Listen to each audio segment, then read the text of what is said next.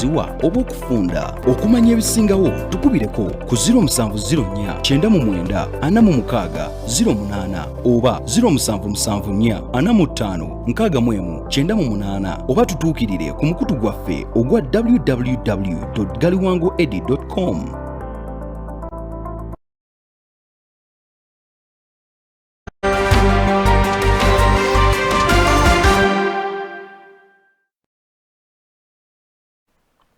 Yes, na tuba kulisa mu bako obukyagenda maaso Omunnyo Ku Makya akadde kano tuba tulaba ate mpapula ezifulumidde wano ewaffe mu ggwanga Daily Montego tino olwaleero naye bannaffe era aba MTN bagenda maaso okujjukiza gwe customer waabwe nti ebiwendo egy'okusindika oba ebisale ebisindika ensimbi mu nkola eya MTN mobile money byasalikako era genda bugenzi ku dduuka ekuli okumpi awo ogambe yenna alirimu nti nsindikira oba nzigirako akasente kae kano ebisale byasalikako dda ate nga bw'oyita mu nkola eyo ofuna obubonero omanyiddwa nga MTN thank you points zosobola okukozesa okugula airtime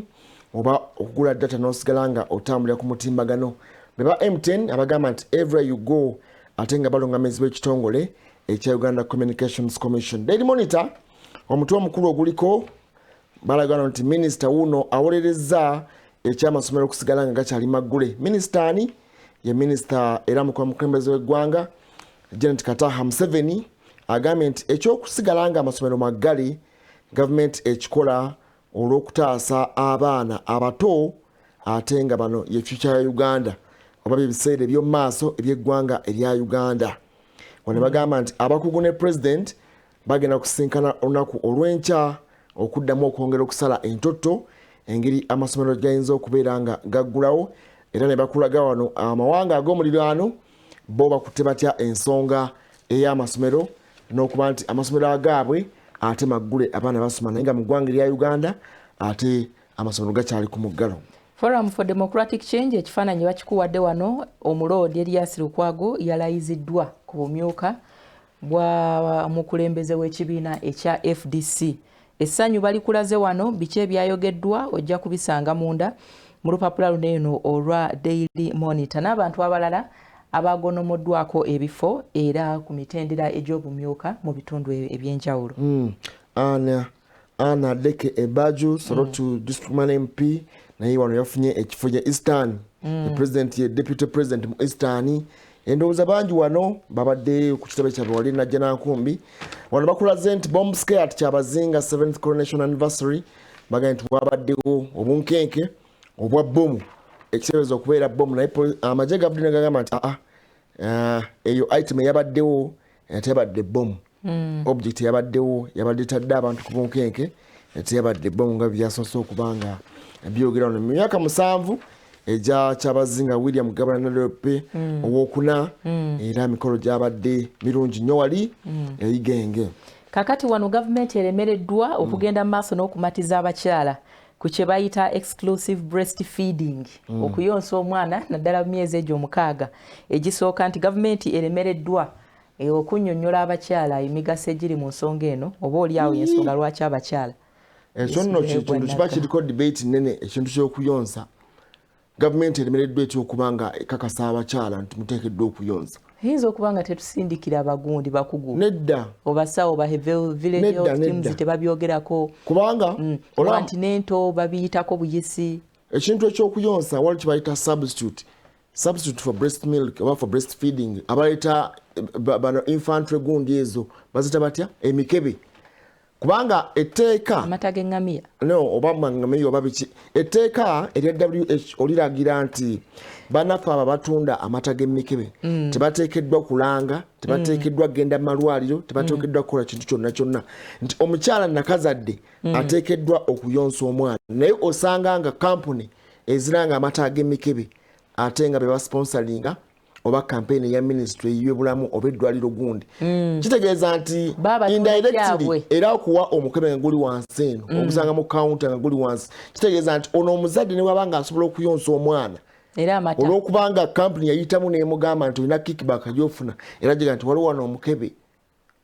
nga omuzadde asobola okuyonsa omwana we bulungi kati awo sirowooza nti gavumenti eremeddwa naye bw'ogamba nti kuyonsa mwana abazadde be tulowooza nti class abasomye abayivu ate batayonsa baana osanga era lipooti alaga nti mu bitundu Karamojja balaga nti 80 to 90% abakyala bayonsa abaana babwe bulungi nayonsa omwana paka myaka 4 omwana tukukwata akadomola agende ku luzzi naye ng'akyayonka naye ab'omu Kampala babuuze ani ayonsa naye wanga alina amata tasobola dogga pressinga agalike mu fridge bagamuwa omwana ali ewaka betulekera abaana ewaka abamaidi bali mu kuyiriba kati awo toyinza ganti gavumenti yeremesezza kati ebintu binene ebyokuyonsa kambi kunnyonnyole bwenti oyogedde ku kyokuleka amata mu fridge oba ogenda ku monitoring oti ebbugumu ly'amata gano amabeere g'omuntu si mata ganti okimanyi nti ga-expiring okimanyi nti gasobola n'oku-expiringira mu bigwange kakati ogambye nti abakyala abayivu be batayagala kuyonsa ebintu by'okuyonsa okusookera ddala bitandika ne diet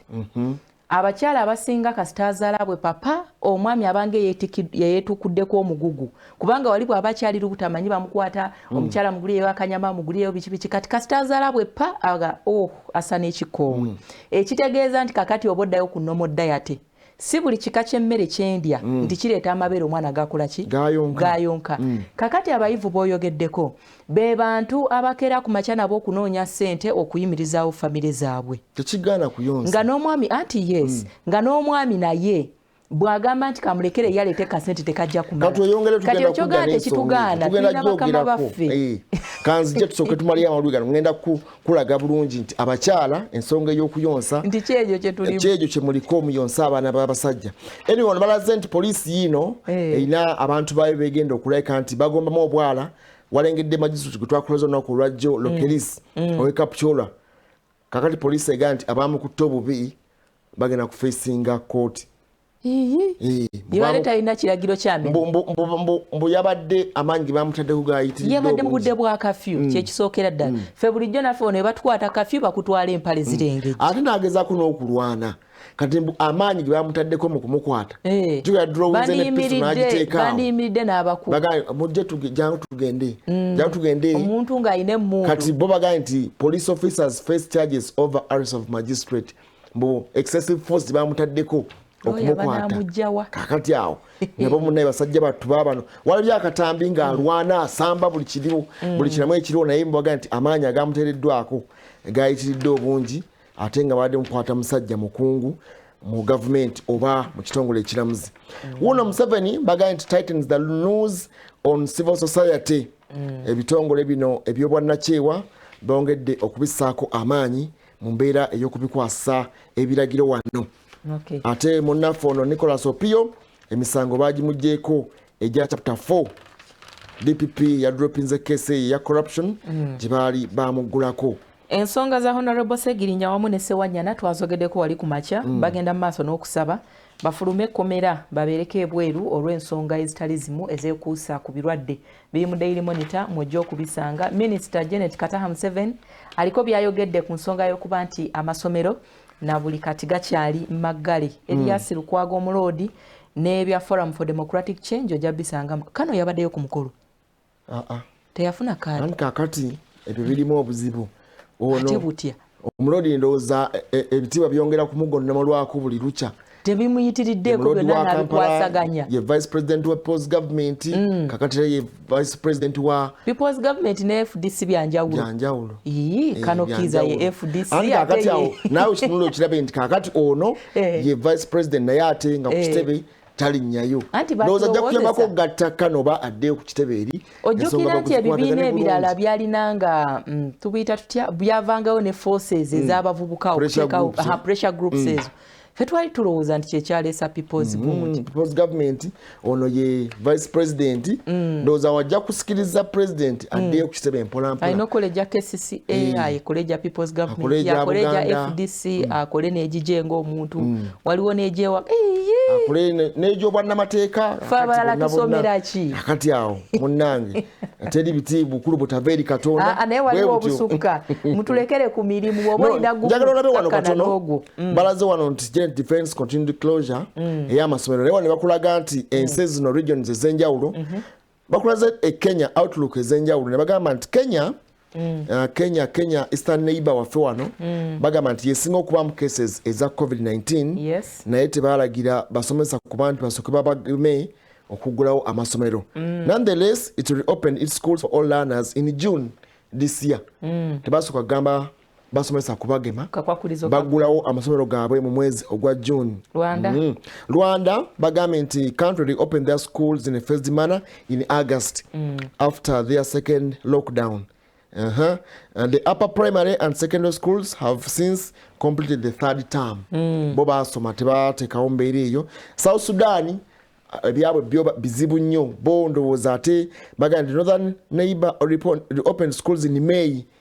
following a drop in COVID-19 cases after nearly a year of lockdown. South Sudan basoma bagulawo mwezi ogwokutaano. Tanzania ne Burundi yo tewabangayo ndowooza lockdown. Mu Tanzania